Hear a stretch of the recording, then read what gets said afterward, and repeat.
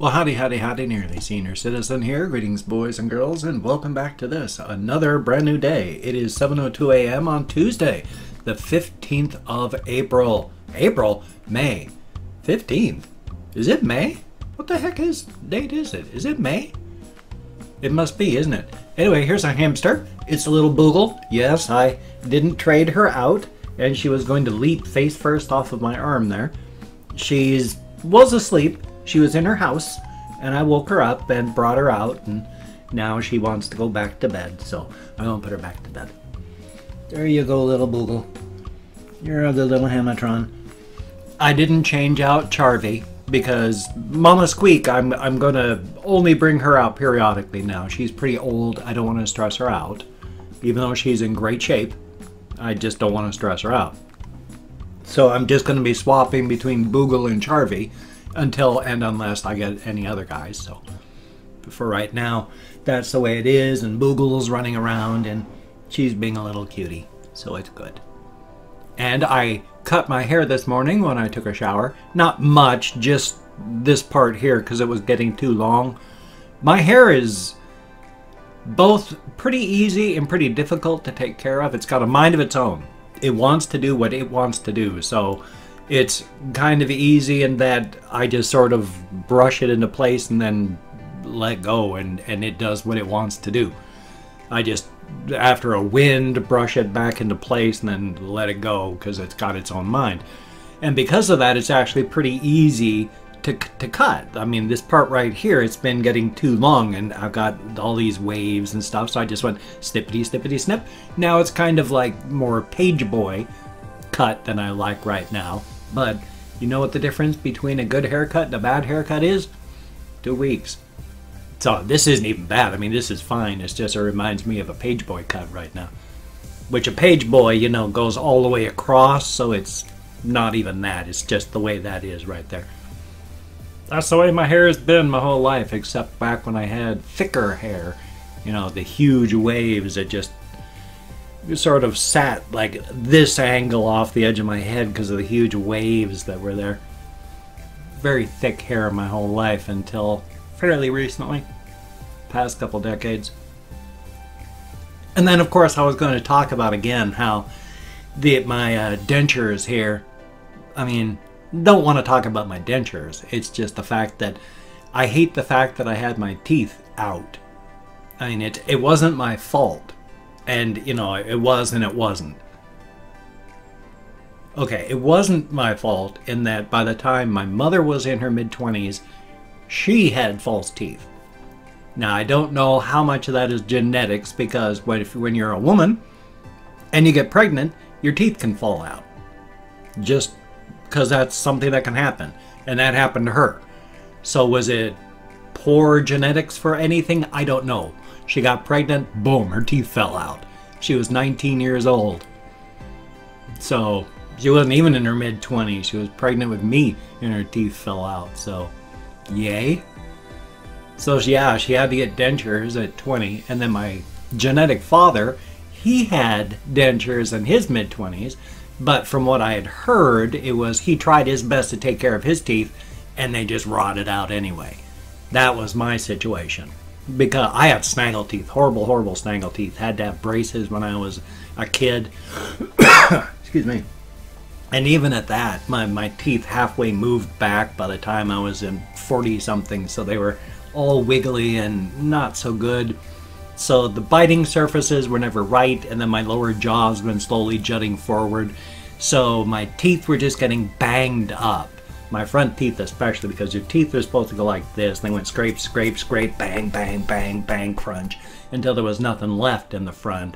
And all the rest of my teeth, apparently I grinded my teeth when I had them, which I've never understood because when I sleep at night, I breathe through my mouth. Because my sinuses are always full. And I can't breathe through my nose most of the time. And then, so when I wake up, my mouth is just, and I'm just dead dry. So when and where and how, where was I grinding my teeth? But I guess it could have been just periods, and then I stopped. But it just broke my teeth apart into bits and pieces and chips and chunks, and all you need is a break in there for bacteria to get in, and it doesn't matter if you're brushing your teeth 2-3 times a day. You're still going hours and hours between brushings where the bacteria are in there and eating away. I did pretty good. I mean, by the time I had even my first tooth pulled out, I was like at least 48. So I was up there in age. And then slowly I'd get 2 or 3 teeth pulled out. You can see that in some of my older videos where I'm just holding up sheets of paper going, ow, ow, ow, after they pulled out a couple teeth. It took like 10 sessions for them to pull all my teeth out. It was horrible. Because I'd go in, get 2 or 3 teeth pulled out, heal up, and then go in and get 2 or 3 more pulled out. So it was pretty horrific until my mother came through and paid for all my teeth to come out all at once, and then the dentures to get done. So, but I did my best. I brushed, I flossed, I did what I could, and it still didn't matter. They were just terrible stumps. Literally in the front, they were worn down almost to the gum line. There was just no teeth left, because when they had scraped like this, it had first scraped them so that they were paper thin, just paper thin. You could see through them, and I was biting my teeth up because they were just razor sharp. And then because my jaws kept jutting forward, and when they started going bam, bam, bam, bam, bam, it's just down to the gum line. Thumbs up for that. It's no fun. Tomorrow I've got my VA appointment. So I'm going to be trying to do a bunch of videos today and then posting them for scheduled time tomorrow, because I have to be there at Seattle at 10 o'clock. And they want you to be there like 15 minutes early. You know, fat chance for that, but we're going to try. But I got to be there, and I got to do a whole bunch of stuff. Like I can't drink anything after midnight, you know, except for very small amounts to take my medicine, stuff like that. And then an hour before my appointment, when I'm going to be on the road, I'm supposed to empty my bladder and then drink 16 to 32 ounces of fluid. And then I can't empty my bladder until the whole test is done. That's going to be rough. So yeah, that's going to be fun. But it's a 2-hour thing from 10 o'clock until noon, because it's actually 2 procedures. They're going to ultrasound me up in this area, in my upper right quadrant of my abdomen, to see if there's anything going on in my liver. And they're going to ultrasound my right testicle. TMI, but there you go. I'm 55 years old. I've lost the capacity for feeling shame a long time ago. Which is actually true. And I'll explain why. When you pass through a period or a situation, or you have something happen where you should have died, where for whatever reason you should have died, but for the actions of other people or the actions of a situation, your life was saved. I accidentally OD'd on methadone the first time I was getting on it. I accidentally took 12 milligrams of methadone over a weekend, 3 days, when I was first getting onto it. That killed me, and it did. I got super tired. I didn't realize what was happening. I went to lay down, and I stopped breathing entirely. When my kids found me, I wasn't breathing. And when the doctors spoke to my wife afterward, they said 5 more minutes wouldn't have mattered. 5 more minutes, he would have just been, there would have been nothing we could have done. There would have been brain damage. He would have been dead. He just would have been brain dead. So it was close. When my kids found me and came out and said, "Daddy's asleep, I can't wake him up," they came in, and my wife was screaming at me to breathe. And I would. When she would yell at me, "Belle, breathe, breathe," while the ambulance was on the way, I would for her. And then I'd stop again. But they got me to the hospital, they put Narcan into my veins, and I came out of that, which was the weirdest bloody thing. When I came back to life in the hospital, in the ER, I at first had no idea what was going on. It The ER sound sounded like I was waking up and listening to a carnival outside. And it was just a slow, gentle waking up and listening to the carnival outside as I was waking up in bed. And then after a time realizing that's not a carnival. And then after a time, doctors, I didn't even realize they were doctors, saying, "Hey, Mr. Robin, can you please roll over for me?" It's like, "Oh, okay."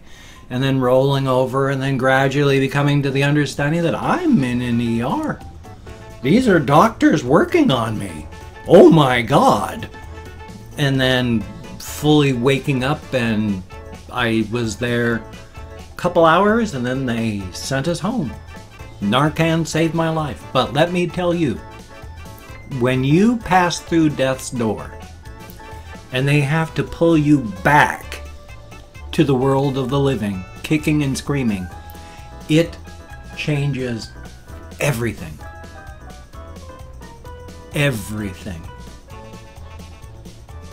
All of this stupid human stuff, all of the artifice, all of the pretending, it's all bullshit. And you realize that when you're looking at the world, when you should be dead, you should be buried, or cremated, or sky buried, or whatever. Point being, you should be gone. It is a completely different world when you look at the world through your eyes. For the first week, I was completely freaked out, and I talked to my wife about that, because I saved her life that way a good 25 plus times. Where if it hadn't been for me thinking like that and moving like that, she would have been gone.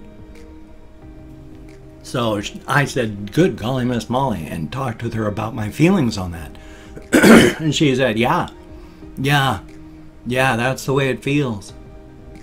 The world is not the same anymore. All the stupid bull we put between us and everyone else is unimportant. What's unimportant is just people. All this other artifice that we use is, well, sometimes it just gets in the way. Now, through the years, of course, you, well, and me, you forget and you get back into just the regular slide of life again. But all you got to do, if that happens to you, is just think back, and boy, oh boy, yeah, there's a couple times where I should be dead. And I'm not, so thank goodness for that.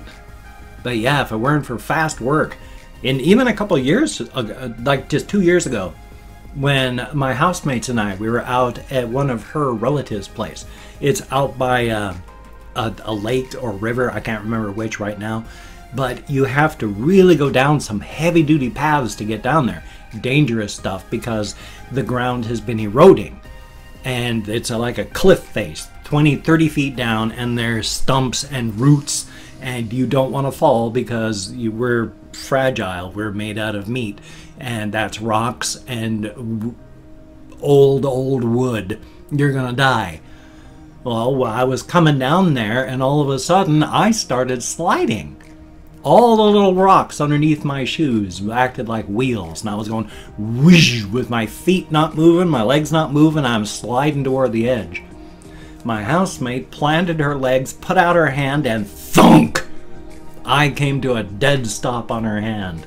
And if it hadn't been for that, it would have been swoop right off the edge of the cliff. So, yeah, it's kind of scary sometimes. But then life is life, isn't it? Life is life. And every day, in every way, we can choose to be better and better. That doesn't mean you will be. Doesn't mean you'll be successful in your attempts to be better and better, but it's the making the choice. The decision is the important part. Now, I've opened up 24 hours worth of comments on my community tab, and I'm going to go through and thank 20 to 25 people for having left me comments. It's 20 to 25 as a range because even though I count American Sign Language on the fingers of my hand, American Sign Language, I still get lost because of my fibro and all that, so yay, fun. If I mispronounce the username, no disrespect is intended. I'm an American English speaker, and we're only really good at mispronouncing people's names and being extremely arrogant. So thumbs up for that. Now, I'm not reading the comments. I'm just thanking you for having left a comment. So whether it is a good comment, a bad comment, and a different comment, the fact is I'm thanking you for having left a comment. Now, if you're a douche nozzle, I'm not so thrilled about the comment, but you took time anyway, and that's important. Make sure I'm not coated in dental adhesive again. It squishes out from underneath my dentures, coats my lips. It looks like I've been giving blowjobs on a bus station.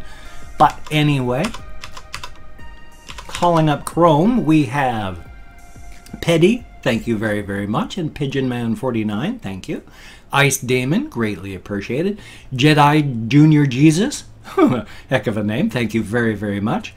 One Eble Cat, I bet that's not the way it's pronounced, but thank you very, very much. And Snuffy McMuff, oh, double named, thank you very, very much. Mr. T-Kex, I bet that's not the way it's pronounced, but thank you very, very much.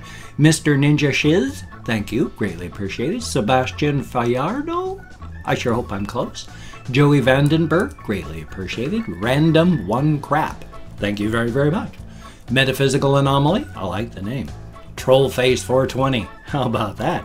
Jethro Hatingham, thank you very, very much. Malice Diary, greatly appreciated. Trash, thank you. Little Xanax Boy, oh boy, Xanax is so dangerous, what with the fentanyl these days. Sretin Rossick, thank you very, very much. Lucas Wamhoff? Lucas Wamhoff. I am so sorry if my eyes are not focusing. I hope I got close. Thank you very, very much. Marvoosh, greatly appreciated. Wild Boy 5699, thank you very, very much. Tundra Keeper, greatly appreciated. And Umot Ikhan, I sure hope I'm close. Thank you very, very much. And Mike, that one was easy. Thank you. And Ryan Sterling, thank you very, very much. Each and every one of you, greatly appreciated. As stated, you get me out of my head, into the real world, dealing with real people. That's a good thing. It is. It's a very, very good thing. I went through that very, very quickly. I'm sorry. That was faster than I meant to. How weird. Did I skip people? Well, anyway, though, hopefully I got everybody and such like that. So thank you very, very much, absolutely everybody, for coming along with me on this daily journey of exploration. My views and my subs and everything have been sinking like a stone lately. So I don't know what's going on, but still, thank you all very, very much for those of you that do watch and those of you that do subscribe and those of you that do get involved with my daily vlogging, my reactions, my gaming videos. It is appreciated to no end. Thank you very, very much. I do want to have another Steam giveaway. Gosh darn it, I keep forgetting about that. So tomorrow I'm going to do a Steam giveaway before, well, Thursday probably. Thursday I'm going to do a Steam giveaway. Maybe tonight. Maybe tonight or tomorrow, depending on... I might do a Steam giveaway tomorrow, if not Thursday. So thumbs up on that. If you could check out my links, I got Twitter, Facebook, GoFundMe, Patreon.com, Google+. That'd be awesome if you could donate to my GoFundMe campaign or become a Patreon.com patron, like one of these beautiful and awesome people. That would be beautiful and awesome. However, if you cannot donate or you simply do not donate, I do take all good wishes. I deposit them in the bank of my heart where I draw interest, so thank you very much. If you could toss me a like, I do appreciate all the positive validation I get from my existence.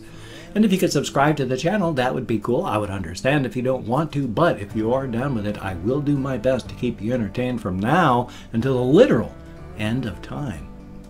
My time, anyway.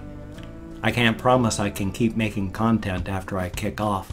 I mean, it doesn't matter, of course, once you're dead, but my choice would be cremation. So, I mean, once I'm dead, I don't care what happens to the corpse. And cremation is best because you're not taking up plots of land where you could be using housing or food or all sorts of things that would be much better than just storing corpses. I mean, I like this one idea they have where it's you can actually have your body put in the base of this thing where they plant a tree, and then you nourish a tree because they plant the tree with the pod, and then you nourish the tree as it grows. That's actually kind of cool. I'd go for that. Oh, I've got hopefully a ration video, hopefully a game video or two, hopefully going to stream today. So you take care. Have a great day today. Shucks, I was going to talk about my wish list and humble bundle, but I'm too late for that. So you take care. Have a great day. I will see you on the flip side. And that, my friend, is a very good thing.